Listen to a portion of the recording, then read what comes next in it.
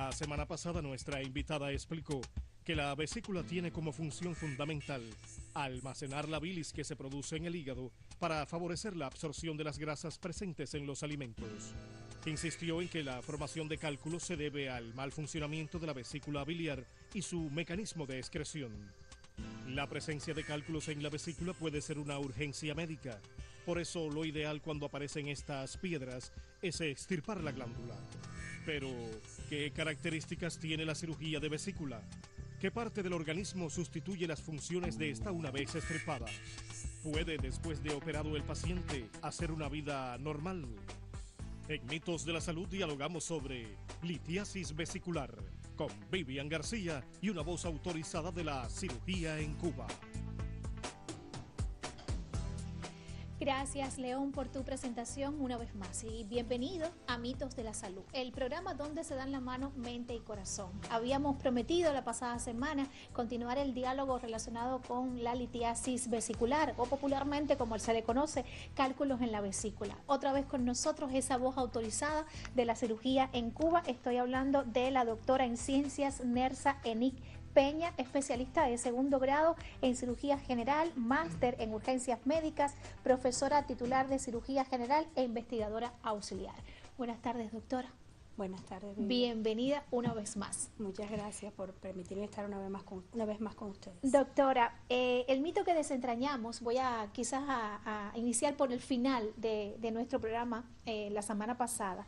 En la emisión anterior estuvo relacionado con la creencia de que no vale la pena operarse de la vesícula porque al final los síntomas continúan. Usted nos dijo que eso no es cierto, enfatizo en que eso no es cierto y que en el caso de los síntomas es que persisten porque hubo o hay una enfermedad de base que no fue, digamos que bien diagnosticada con anterioridad. La pregunta que quisiera comenzar haciéndole, ¿qué enfermedades son esas que persisten y que nos dan síntomas similares?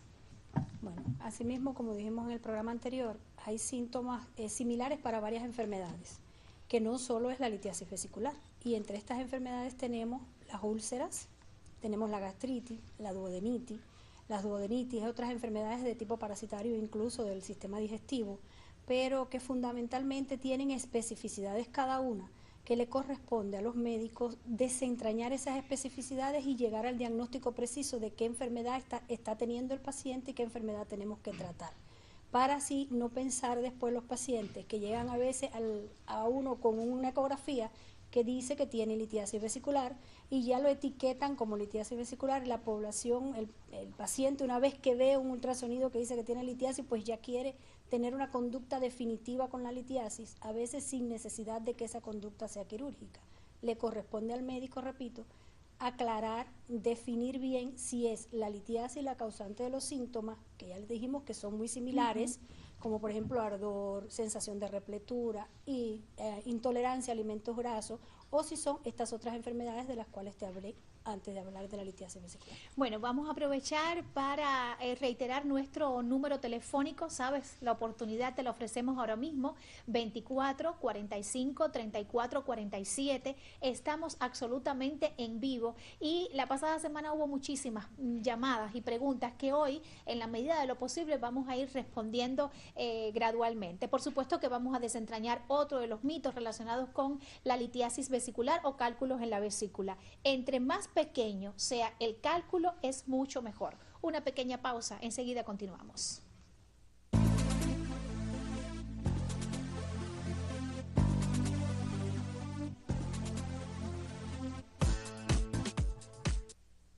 Doctora Nersa, sin la vesícula en el organismo, una vez que es extirpada por la presencia de cálculos por decisión del cirujano, ¿cómo el organismo descompone las grasas? Partiendo de que usted nos explicó la función que tiene la vesícula, ¿qué hace que en el organismo, qué hace la función de la vesícula una vez que no la tenemos? Bueno, en el programa anterior también me hice referencia a que la descomposición de las grasas la realiza la bilis que se produce en el hígado y se va a seguir produciendo en el hígado, porque aunque usted extraiga la vesícula por una enfermedad que necesariamente tiene que hacer la extracción de la vesícula, el hígado sigue su producción de bilis. El mecanismo, le explicamos que la vesícula almacena esa bilis y en el momento necesario, cuando el alimento llega al intestino, pues contrae la vesícula y deja salir esa bilis para mejorar la degradación y para trabajar en la degradación de las grasas. Pero cuando ella falta, que si bien no es, yo no diría, no es un órgano imprescindible, es un órgano necesario como casi todos los órganos, es decir, como todos los elementos y órganos que tenemos en el cuerpo, pero se puede prescindir de ella una vez que está enferma. Y el organismo hace sus regulaciones necesarias y aquí, para lograr que la función de la vesícula se supla totalmente, pues entonces las regulaciones son hormonales, neurales y físicas, de manera que se complete todo este mecanismo de degradación de las grasas sin que se afecte por la no existencia de la vesícula el paciente. Estaba pensando ahora en órganos similares que tenemos en nuestro organismo, por ejemplo las amígdalas, el apéndice. Ahora usted nos habla de la vesícula, es decir, son órganos necesarios, pero podemos vivir sin ellos. Son órganos necesarios, pero podemos vivir sin ellos. Bueno, doctora Nersa, la pasada semana usted explicó también que hay personas que tienen cálculos en la vesícula y se enteran cuando se les hace un ultrasonido, es decir, cálculos asintomáticos. Manuel Rivas nos llamó, gracias, es del municipio de Holguín, y Manuel pregunta si es necesario operar estos cálculos aunque sean asintomáticos. Bueno, mira, la historia de los cálculos asintomáticos data desde el tiempo del inicio casi de la cirugía. Porque antiguamente, podría remontarme a cuando yo empecé a hacer mi especialidad de cirugía, y de esto ya tenemos unos cuantos años, litiasis diagnosticada, paciente operado por cálculos en la vesícula. Actualmente ya existe un consenso de que eso no es así.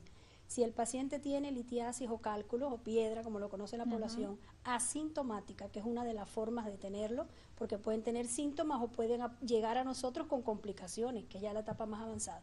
Pero en los asintomáticos, si el paciente no tiene los síntomas específicos de un cólico o de una complicación, pues se espera, no se opera, se deja evolucionar el paciente porque primero no tiene síntomas, no tienes por qué extraerle algo, es decir, la vesícula cuando esos cálculos aún no están dando síntomas. Y segundo, porque ya las investigaciones que se han realizado han demostrado que estos cálculos asintomáticos, solo un 1 o un 2% de ellos al año pueden provocar síntomas. Y complicaciones menos de un 0,5%, pero esas complicaciones siempre aparecen después que el paciente tiene síntomas, es decir, desde asintomático hasta complicaciones no existe la posibilidad de que sea. ¿Dónde, en qué grupo de pacientes esta decisión de no operar todavía está en debate por los cirujanos? Pues en los pacientes diabéticos, donde los síntomas no siempre son todo lo florido, porque el diabético tiene características que hacen que se enmascaren los síntomas y que el paciente llegue al cirujano ya con una complicación, y esto el cirujano y el médico siempre tiene que tenerlo presente. Y en aquellos pacientes que tienen cálculos muy pequeños, ahí todavía está el debate entre cirujanos. Bueno, hablando también de síntomas, Ramona Fernández del municipio Rafael Freire pregunta que si los cálculos producen mareos y dolor en el pecho o en el estómago. Bueno, normalmente la población le adjudica a los cálculos muchos síntomas que no son de ellos. Los mareos y los dolores en el pecho no son síntomas característicos ni siquiera mínimos de los cálculos en la vesícula. El dolor en el estómago o en el epigastrio, que es como se conoce científicamente, sí. En el programa anterior explicaba que el dolor de los cálculos de la vesícula es un dolor en la parte alta del abdomen, sobre todo en el lado derecho, que puede reflejarse a la espalda o al hombro derecho. Es decir, que si lo tiene en el epigastrio o en la boca del estómago, hay que pensar en que puede ser los cálculos en la vesícula la causa de esa molestia. Yamila Acosta, del municipio Fran País, gracias también por la llamada, pregunta, ¿qué medicamentos se deben tomar para aliviar el dolor y los malestares que provocan los cálculos en la vesícula y que usted nos explicó la pasada semana que llegan a ser bastante molestos, bastante agudos en el paciente?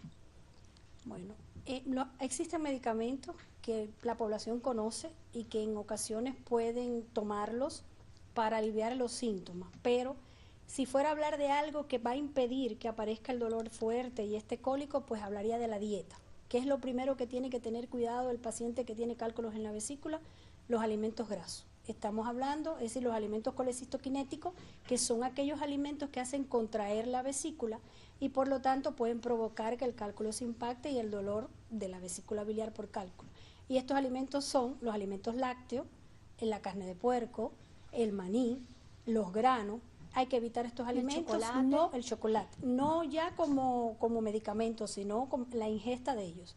Ahora, en los medicamentos están los espasmolíticos, que son los que alivian el dolor, conocidos por la población, Papaver, Novatropin. En el plano personal, nosotros no incentivamos el tomar, el automedicarse con ninguno de estos medicamentos. Si el paciente tiene dolor, debe acudir al lugar más cercano donde haya un facultativo, sea cuerpo de guardia, sea un área de salud, sea un médico, un local de médico de la familia, para que se examine, porque a veces el simple cólico pasa a ser una afección mucho más aguda que requiere hospitalización y tratamiento quirúrgico, y solo el médico es capaz de discernir esto. Doctora, hablando también de tratamientos, otro aspecto que abordamos la pasada semana estuvo relacionado con los remedios naturales. De hecho, hubo muchas opiniones y en el transcurso de esta semana le confieso que en la calle me han parado y me han dicho, Vivian, que si el jugo de limón, que si una cucharadita de vinagre, que estas cosas alivian, incluso hacen desaparecer los cálculos en la vesícula. ¿Qué usted nos pudiera explicar sobre esto? Bueno, Vivian, mira, de los remedios naturales es una pregunta, yo diría que interesantísima y que vale la pena desentrañarla. Primero porque con el desarrollo del internet, de la informatización, de los celulares, cualquier persona abre su página y escribe medicamentos para los cálculos en la vesícula o qué hacer para los síntomas de los cálculos en la vesícula, y van a salir un sinnúmero de publicaciones, científicas o no, que te buscan, te describen una serie de medicamentos, es decir, de elementos naturales para tratar los cálculos en la vesícula. Entre esos medicamentos hemos podido encontrar manzana, pera, menta, pero cuando usted busca la función específica de esas plantas, lo que hacen en la mayoría de los casos es lograr que se evacúen más rápido o disminuirlos de tamaño, es decir, descomponerlos. Esto es peligrosísimo en el caso de los cálculos vesiculares, no así en el caso de los cálculos renales, que por eso la población ha asociado mucho. Si para los cálculos renales yo tomo medicamentos y los expulso y resuelvo mi problema en un gran número de pacientes, ¿por qué no hacerlo con los de la vesícula? No se puede hacer con los de la vesícula porque te decía, el funcionamiento principal es convertirlo en más pequeño o hacerlo que se desplace. Y en el caso de la vesícula, este desplazamiento lo lleva a unos conductos mucho más pequeños que cuando se impactan, es decir, se obstruyen por estos cálculos, las complicaciones y las manifestaciones son más agudas y más peligrosas. Por lo tanto, ningún facultativo le dice a un paciente que tome X jugo, X zumo, sino que vaya al facultativo a ver cuál es la causa de su dolor y cuál es la conducta que debe asumirse. Bueno, vamos a hacer una pausa en nuestra conversación. Reitero nuestro número telefónico 24 45 34 47 y es la oportunidad que le ofrezco para que usted mismo nos llame y formule su preocupación, su interrogante a la doctora Nersa, que hoy conversa en Mitos de la Salud en torno a la litiasis vesicular o cálculos en la vesícula.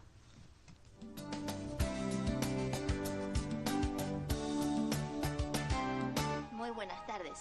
Ya sabemos que tanto durante el embarazo como en cualquier circunstancia de la vida es importante trabajar con tu respiración. Con ella puedes calmar tus nervios, armonizar tu cuerpo y, en el caso de hoy, conectarte con tu ser interior. Esta técnica se conoce como Bhramari Pranayama. Es muy simple, siéntate cómoda, relaja tu cuerpo. Vamos a tapar las orejas con los dedos y a respirar todo el tiempo por la nariz. Inhala y al exhalar vamos a producir un sonido muy peculiar, como el de una avispa, a lo cual responde el nombre de esta técnica. Inhalo.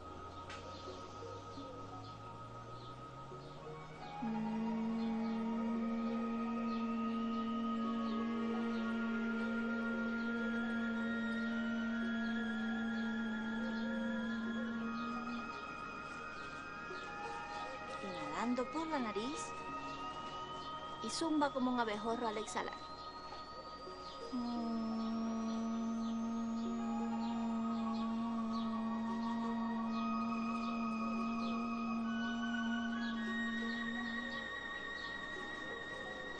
Produce este sonido todo el tiempo que dure la exhalación y después de unas 3 o 5 repeticiones, mantente con las orejas cubiertas y escucha el sonido de tu respiración. Escucha el sonido de tu cuerpo.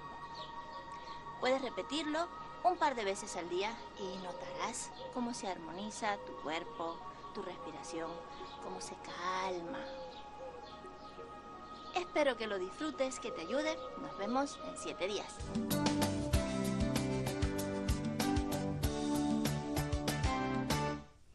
Sí, sigo dialogando con la doctora Nersa Nick, especialista, doctora en ciencias y especialista en cirugía, y reitero nuestro canal telefónico 2445-3447. Doctora Nersa, hemos descrito también en estas emisiones los molestos síntomas que da una crisis de cálculos en la vesícula. Conozco incluso de personas que me han hablado de que es ese dolor fuerte en la zona derecha, como usted nos explicaba. Ahora, ¿qué factores propician las crisis que conducen a una cirugía de urgencia? Me gustaría que nos explicara si cualquier cólico fuerte, por ejemplo, que le dé a la persona, ya es motivo para acudir a una sala de urgencias. Los factores, ya estuvimos hablando que el factor fundamental es la dieta. Es un factor que propicia la aparición de la dieta, sobre todo, es decir, los alimentos grasos, que propicia la aparición de ese dolor o de ese cólico. Ahora, el dolor, que es el síntoma fundamental de la litiasis vesicular, que es ya con una complicación como es la impactación en los conductos y la inflamación de la vesícula, que pasa por distintas etapas. Ese cólico es intenso, puede variar en su intensidad en dependencia de si se resuelve o no la obstrucción.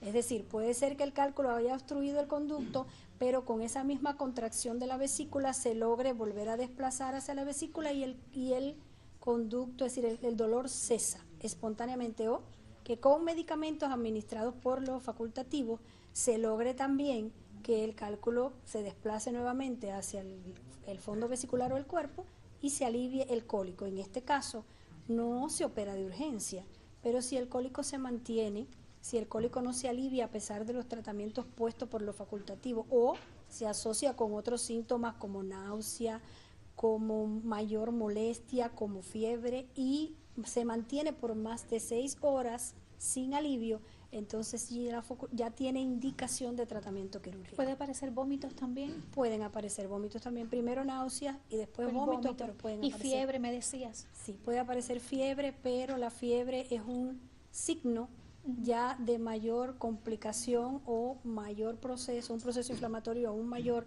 que alerta al cirujano de buscar ya complicaciones más allá de una inflamación.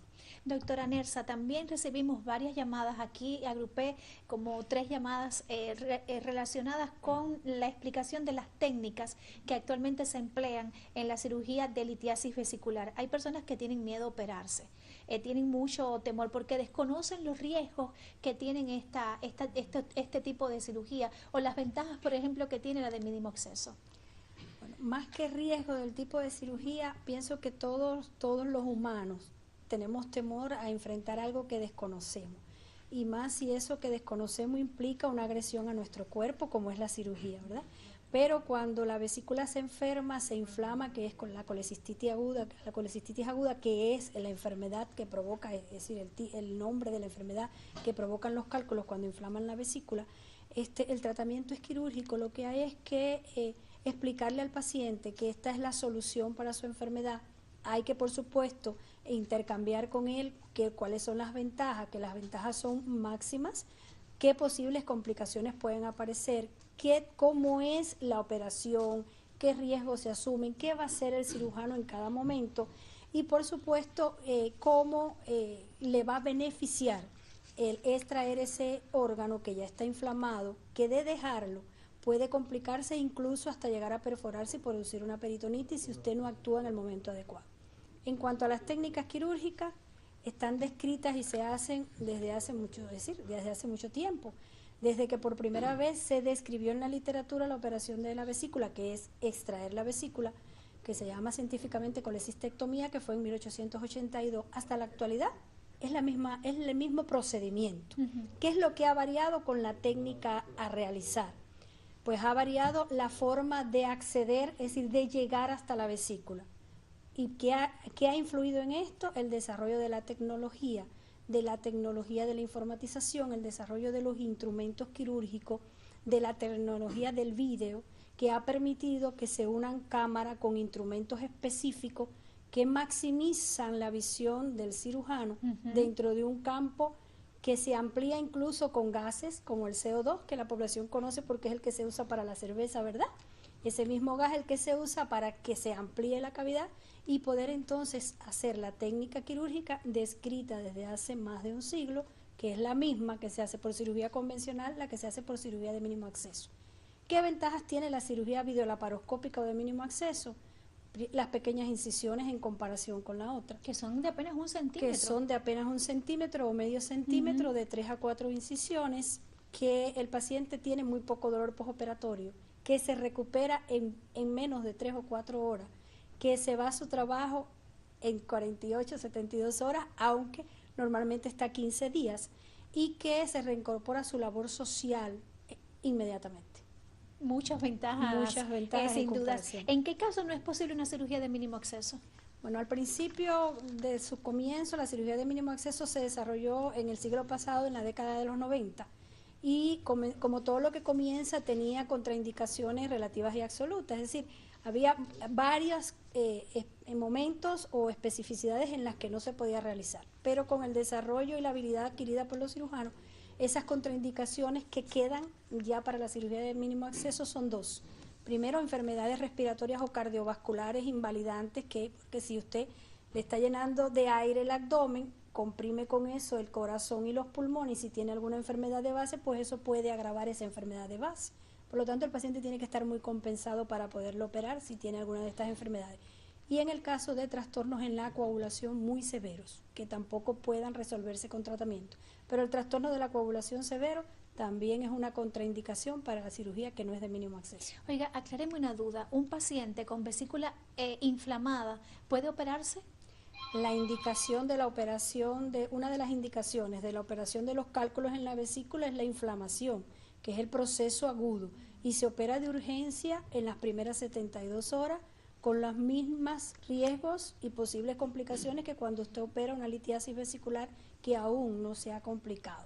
Claro, siempre hay que ser más cuidadoso, pero su indicación de urgencia es la inflamación de la vesícula. ¿Qué peligros existen cuando cae bilis en la cavidad abdominal por alguna dificultad en la operación? Una pregunta de Rafael Crespo de Holguín. Bueno, primero, esto hay que diferenciarlo. La caída de bilis en la cavidad abdominal puede tener 2 momentos. Un primer momento que es durante el acto quirúrgico, que puede ser porque el proceso inflamatorio haga que se abra la vesícula en la disección o en por algún otro detalle, pero en este momento el cirujano lava, limpia, aspira, controla esa caída de la bilis y no debe tener mayores complicaciones en el postoperatorio. Y un segundo momento que es en la etapa postoperatoria, donde ya es más peligroso que esa bilis caiga a la cavidad y que el paciente presenta, entonces puede presentar complicaciones, la mayoría de las veces complicaciones que van a requerir una nueva reintervención, pero que están creadas todas las condiciones para que en esa reintervención se logre solucionar el problema. Pero en lo que discrepo es en que esta caída en la bilis sea a causa de un error o una dificultad inherente a la labor del cirujano en la cirugía. ¿Por qué? Porque muchas veces pasa que usted no lo detecta porque el paciente tiene conductos anómalos, que nació con ellos, y que no se evidencian en el momento de la operación y que después comienzan a dar bilis, o porque el proceso inflamatorio era tan grande que usted sacó la vesícula y dentro de lo que disecó queda algún conducto o alguna estructura que producto de esa misma inflamación se abra y la bilis caiga en la cavidad abdominal. Otra pregunta, ¿las presillas que se ponen al retirar la vesícula desaparecen o permanecen en el organismo una vez que allí se colocan? Pregunta de Carlos Gil de Nicaro. Bueno, a Carlos Gil le contestamos que las presillas o cliograpa se mantienen y no causan ningún daño. Bueno, doctora, la semana pasada también recibimos una serie de preguntas relacionadas con la vesícula codada y también con quistes en la vesícula. Recuerdo la llamada de Florencio Osorio, de Milady Ramírez de Moas, de María Fernández de Holguín, de María Cruz de Holguín y de Zoraida Muñoz de Uñas. Yo le propongo dedicar un espacio a vesícula codada, ¿puede ser? Puede ser, pero más adelante. Más adelante, sí, porque realmente el tema rebasa nuestro tiempo televisivo. Después de operado, ¿un paciente puede continuar su vida normal? Puede continuar su vida normal, como estamos tú y yo aquí sentadas conversando. Desentrañemos el mito, doctora. ¿Es cierto o falsa la creencia que entre más pequeño sea el cálculo es mucho mejor? Es falso. Entre más pequeño es el cálculo es más peligroso, se desplaza de la vesícula hacia los conductos más finos, los obstruye y entonces aparecen complicaciones o enfermedades más complejas que requieren más habilidad, más trabajo por parte del cirujano y una evolución diferente en el paciente. En un minutico, la llamada de Leida Cuenca de Moa dice que lleva 1 mes y 1 día de operada, de cálculos en las vesículas, pero que tiene escalofrío, frialdad en las piernas y en los brazos, que si eso es normal.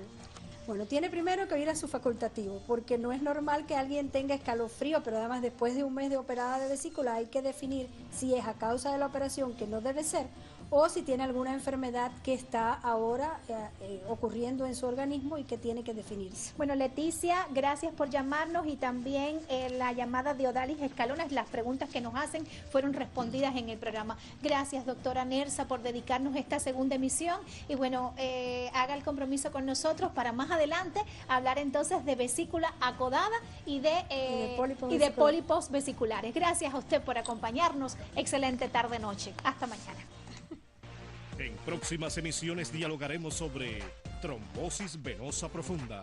Conozca aspectos medulares de esta enfermedad y sus tratamientos. Ya lo sabe, próximamente en Mitos de la Salud, un programa donde se dan la mano mente y corazón.